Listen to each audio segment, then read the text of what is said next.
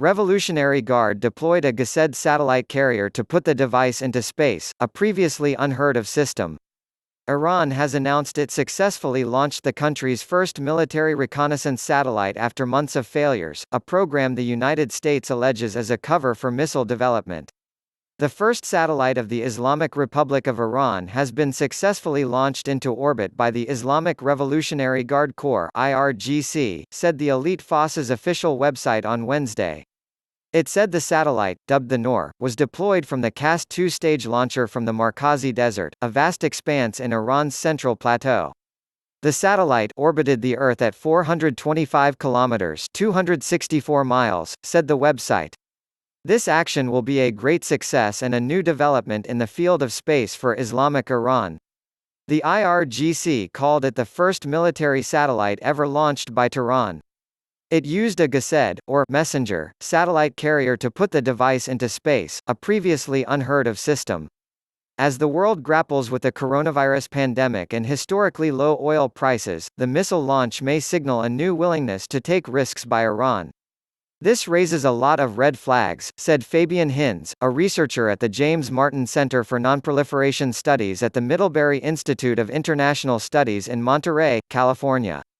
Now that you have the U.S. maximum pressure campaign, Iran doesn't have that much to lose anymore.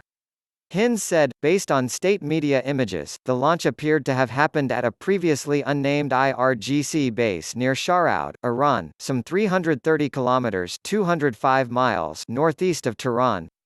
The base is in Semnan province, which hosts the Imam Khomeini spaceport, from which Iran's civilian space program operates. Reporting from the capital Tehran, said it was the first time the IRGC took credit for the launch of a military satellite. As a military satellite, what we're likely to see is this to be used specifically for intelligence gathering and secure communications for the navigation of forces on land and sea, he said. Tehran has had several failed satellite launches in recent months. The last one came in February when Iran failed to put its Zafar-1 communications satellite into orbit. That failure came after two failed launches of the Payam and Dusta satellites last year, as well as a launchpad rocket explosion in August. A fire at the Imam Khomeini Space Center in February 2019 also killed 3 researchers, the authorities said at the time. The rocket explosion in August drew the attention of U.S. President Donald Trump, who later tweeted what appeared to be a classified surveillance image of the launch failure. The successive failures raised suspicion of outside interference in Iran's program, something Trump himself hinted at by saying the U.S. was not involved in the catastrophic accident. Arch-foes Iran and the U.S. have appeared to be on the brink of an all-out confrontation twice in the past year.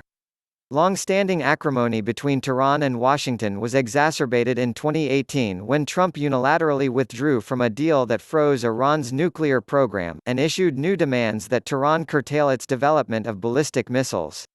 Washington has also raised concerns in the past about Tehran's satellite program, saying the launch of a carrier rocket in January 2019 amounted to a violation of limits on its ballistic missiles. Iran maintains it has no intention of acquiring nuclear weapons, and says its aerospace activities are peaceful and comply with a United Nations Security Council resolution. Over the past 10 years, Iran has sent several short-lived satellites into orbit, and in 2013 it launched a Monkey into space. Wednesday's launch comes amid tensions between Tehran and Washington over its collapsing nuclear deal and after a U.S. drone attack in Iraq killed IRGC General Qasem Soleimani in January. Wednesday also marks the 41st anniversary of the founding of the IRGC by Iran's late leader, Ayatollah Ruhollah Khomeini.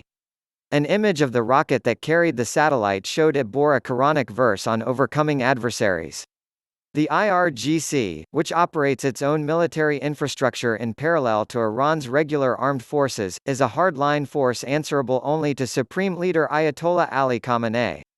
It was not immediately clear if Iran's civilian government knew the launch was coming.